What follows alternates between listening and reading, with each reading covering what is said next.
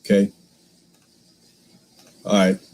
Matthew chapter 1, and I'll let you set it up, actually, Michael. The whole thing with Joseph and the relationship with Miriam. Can you set that up real quick? Okay. Very, very quickly. Nehemiah was on the road with me as we were doing the Raiders of the Lost book.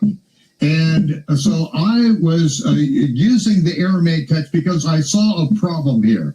It says there are 14 generations from David to the carrying away to Babylon, to the carrying away to Babylon unto Messiah.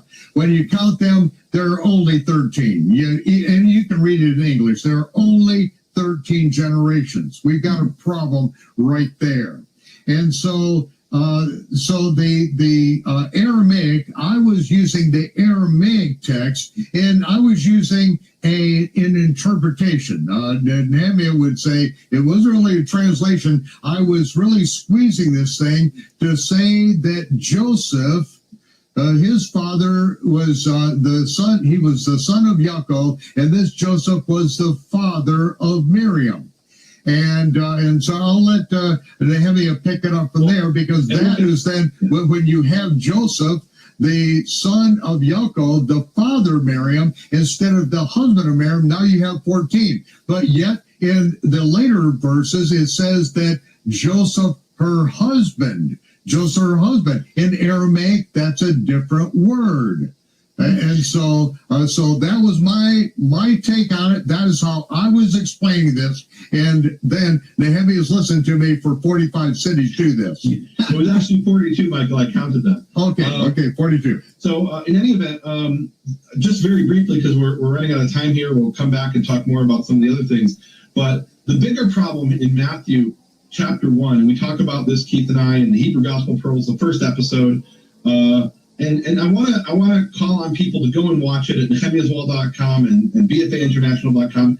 Now, in that we go into great detail and we explain what the bigger problem is. The bigger problem isn't 13 and 14 generations. That's an issue. The bigger problem is Matthew gives a genealogy of Joseph, the adopted father of Yeshua, and Luke gives a genealogy of Joseph, the adopted father of Yeshua.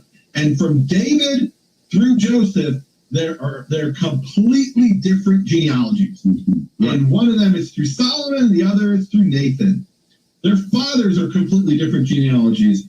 This has been something that the church fathers, beginning around the 3rd century, struggled with, and they came up with all kinds of creative explanations, exegetical explanations. And some of them are so convoluted, you can't even believe it. That the father of Joseph really don't even bother with it. I know it is convoluted. And the reason they come up with these explanations is, look, we say in Hebrew, they're doing eights in the air to try to they're doing mental gymnastics in order to try to explain why Matthew is one explanation, one genealogy from David to Joseph, and Luke has a different genealogy. Yeah, let me bring up here, Nehemiah. This was question number 10 on the $10,000 reward for any Christian who can answer these questions out of the New Testament. Question number 10, show from the Christian Bible that Yeshua is any relative of King David.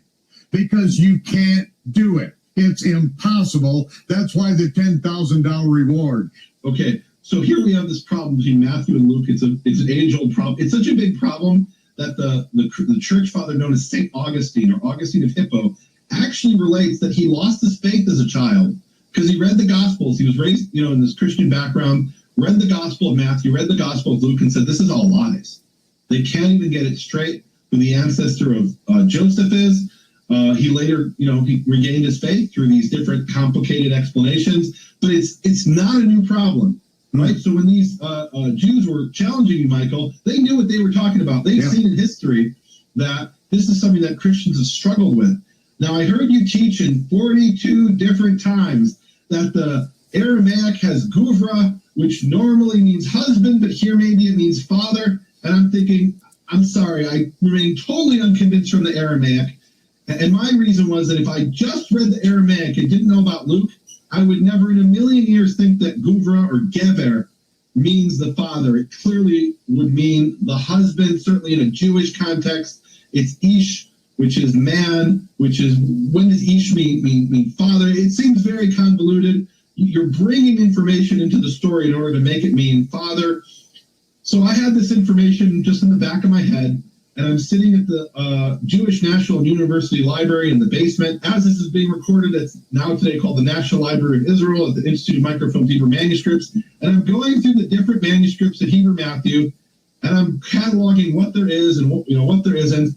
And I first find two manuscripts, and first I find one, and I look at it, and it's I won't go into too much detail, but basically it only includes Matthew chapter 1, and it only includes chapter 1 verses 1 through 16, and it only includes really the genealogy without all the extra story around it. But right there in black and white, it says, or it's actually brown and another shade of brown, but back then it was black and white on the microfilm reader. It said Yosef Abi Miriam, Joseph, the father of Miriam. And I was shocked. And then I look at another one, and I find two manuscripts, one in New York and one in Oxford, one at the Jewish Theological Seminary and the other at Oxford University at the Bodleian Libraries. And they both have Yosef Abi Miriam, Joseph, the father of Miriam. And I contacted you, I think, immediately. I call you up and I say, Michael, you're not going to believe what I just found. And I send you a little photo that I took. And from the microfilm reader, I wasn't supposed to do that, so I was kind of sneaking with my phone from the microfilm reader to show you that here it said in black and white, Joseph, the father of Miriam, what you had hypothesized, and what many others before you had hypothesized, going back to, as far as I know, 1964, there was a scholar named Blair who published a very serious journal article arguing that the explanation here is that originally it was Joseph, the father of Miriam, and I blunder into two manuscripts where it literally says, we're not hypothesizing about what it might say, it says Joseph, the father of Miriam. And in my field, Michael, that's so important, because a lot of what's done in the study of ancient texts is what's called speculation. It's what's called an emendation. An emendation is a speculative suggestion of what it originally read. What we now have is a textual variant, meaning we actually have two manuscripts where it says Joseph, the father of Miriam. It's no longer speculation. Now, you could say those texts are corrupt, and you still want to go with the Greek and the same text that Augustine of Hippo struggled with, right? No problem. But we now, as a fact, have two texts which explicitly say Joseph, the father of Miriam. And in the program I did with Keith, that's going to be broadcast actually today for the first time on Shavuot. We actually go into more detail I can't go into now. I actually share a piece of the puzzle I've never shared before, and I meant to share today, but we don't have time in this segment.